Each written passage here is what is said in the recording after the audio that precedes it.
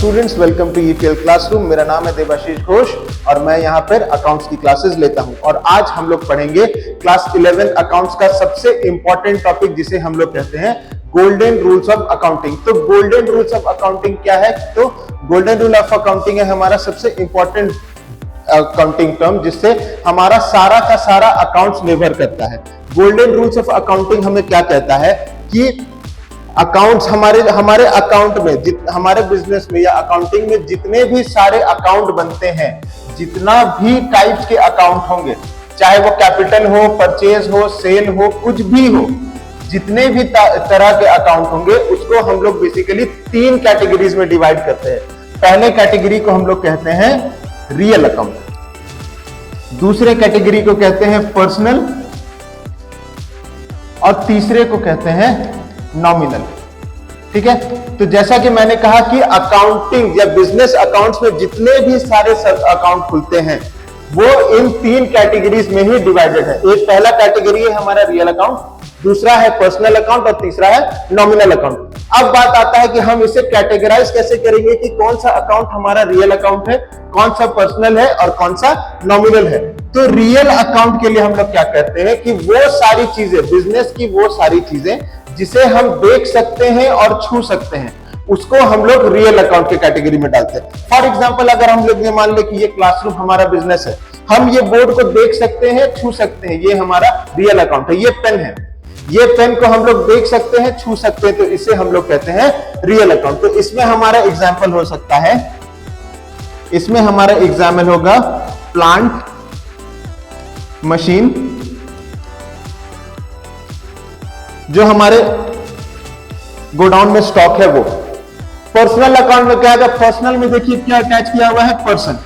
तो जहां भी किसी इंसान का नाम होगा, चाहे वो हमारे से उधार में सामान ले रहा हो, उधार में सामान दे रहा हो, या इवन जो हमारा ओनर का नाम है, उस तरीके के जो अकाउंट होते हैं उसे हम लोग पर्सनल अकाउंट में डालते हैं। तो इसमें एग्जांपल्स हमारे होते हैं जैसे डेटर, क्रेडिटर, ठीक है, और नॉमिनल, यानी कि जो ना रियल हुआ या नॉमिनल हुआ, मतलब जिसे ना हम देख छू सकते हैं, ना वो किसी भी इंसान का नाम है।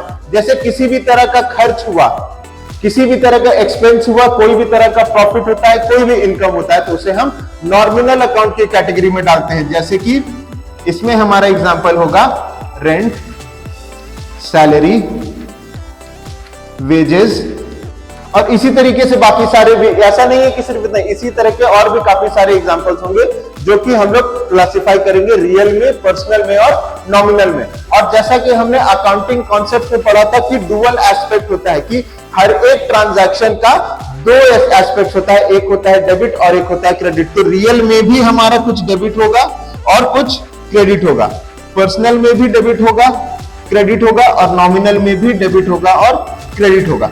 तो जैसे मान के चलते हैं कि रियल अकाउंट है, तो रियल अकाउंट का हमारा बेसिक रूल है debit what comes in and credit what goes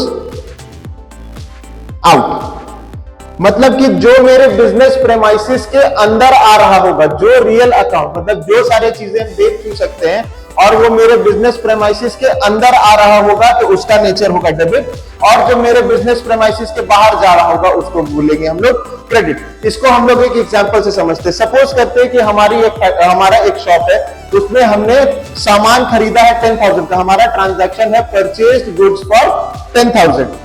तो हमारे बिजनेस कैंपस के अंदर में क्या आया? सामान आया। तो सामान हम लोगों ने खरीदा है, तो उसको हम लोग लिखते हैं परचेज अकाउंट डेबिट। मतलब परचेज, सामान हमारे बिजनेस प्रेमाइसिस के अंदर आया है, तो परचेज अकाउंट को हम कहेंगे डेबिट। और हमने क्या किया है?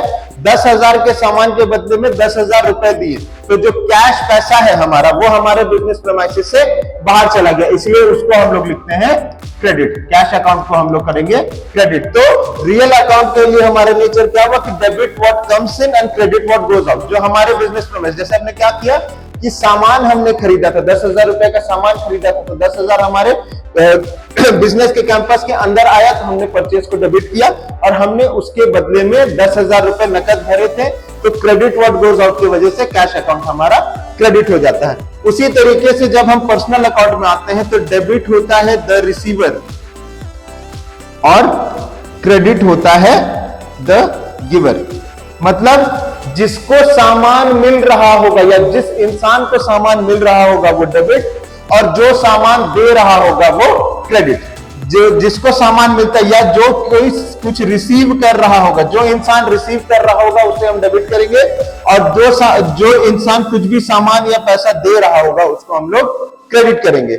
इसी तरीके से आते हैं हम लोग नॉमिनल अकाउंट में। तो नॉमिनल अकाउंट में होता है debit all expenses and losses, credit all income and gain. मतलब कि जितना भी तरह का हमारा एक्सपेंस होगा, या हम सैलरी दे रहे हैं, फैक्ट्री का रेंट दे रहे हैं, किसी को कमीशन दे रहे हैं, कुछ भी दे रहे हैं, अगर वो मेरा नेचर एक्सपेंस है तो उसको हम लोग डेबिट करेंगे। और अगर हमको इसी तरीके से कुछ मिल रहा होगा, अगर ये मेरा प्रॉफिट अगर हमको मिल रहा होगा तो उसको हम लोग लिखते हैं क्रेडिट। जैसे कि हम लोग कहते हैं कि पेड सैलरी रुपीज 10,000 या पेड सैलरी रुपीज 20,000, तो सैलरी जो है मेरे लिए क्या है, एक्सपेंस है। तो सैलरी या रेंट हमेशा जो है हमारे लिए ये डेबिट नेचर का ही होगा, क्योंकि ये खर्चा है, इसको हम लोग पेमेंट कर रहे हैं। और इसी तरीके से अगर किसी ने हमें कमीशन दिया होगा तो वो हमारे लिए गेन है, तो वो हमारे लिए क्रेडिट होगा। इसी तरीके से बेसिक नेचर क्या है कि जितने भी हमारे एसेट्स होंगे उनका सारा का नेचर होगा डेबिट, क्योंकि वो हमारे अपने होते हैं। और जो हमारा कैपिटल है और लायबिलिटी है, इसको हम लोग, इसका नेचर होता है हमारा क्रेडिट। तो इसी से हमारा जो है कि रूल भी बनता है कि हमेशा जो है हमारा टोटल ऑफ डेबिट बराबर होता है टोटल ऑफ क्रेडिट, और एसेट्स बराबर होता है लायबिलिटी प्लस कैपिटल। तो एक बार फिर से हम एक बार समराइज कर देते हैं कि बिजनेस में कितना भी तरह का अकाउंट बने वो यही 3 कैटेगरी के होते हैं, एक रियल, एक पर्सनल, एक नॉमिनल। ठीक है। अब रियल अकाउंट की कैटेगरी क्या है, तो वो सारी चीजें जिसको हम लोग देख सकते हैं और छू सकते हैं। पर्सनल में क्या आएगा, वो सारे अकाउंट जिसमें किसी का नाम इन्वॉल्व हो, जहां नाम होगा वो सिर्फ डायरेक्टली जो है हमारा पर्सनल अकाउंट होगा। और नॉमिनल अकाउंट जितने भी हमारे एक्सपेंसेस है, जितने भी हमारे प्रॉफिट्स, लॉसेस एंड एक्सपेंसेस और इनकम्स होते हैं वो आते हैं हमारे नॉमिनल अकाउंट के कैटेगरी में। रियल अकाउंट के लिए गोल्डन रूल क्या है, debit what comes in, credit what goes out. मतलब जो हमारे बिजनेस प्रेमाइसिस के अंदर आएगा वो डेबिट, और जो बिजनेस प्रेमाइसिस के बाहर चला जाएगा वो क्रेडिट। इसी तरीके से पर्सनल अकाउंट में जो इंसान को कुछ मिल रहा होगा वो डेबिट, और जो इंसान कुछ दे रहा होगा वो क्रेडिट। और नॉमिनल अकाउंट में हम लोग करते हैं डेबिट और एक्सपेंसेस एंड लॉसेस। मतलब कि कोई भी खर्चा हो, कोई भी नुकसान हो, वो हमारे लिए डेबिट होता है, और कोई भी हमारे लिए इनकम हो या कोई भी मुनाफा वाला चीज हो तो उसके लिए हम लोग क्रेडिट करते हैं। ठीक है। और हमेशा जो है हमारा क्या है कि एसेट्स का डिफॉल्ट नेचर होता है डेबिट, कैपिटल और लायबिलिटी का डिफॉल्ट नेचर होता है क्रेडिट। आई होप कि आप लोगों को ये सारा कुछ समझ में आ गया होगा। और अगर आप लोगों में से किसी को भी कोई भी डाउट है तो आप लोग प्लीज उसको कमेंट बॉक्स में जरूर से ऐड करें। Thank you.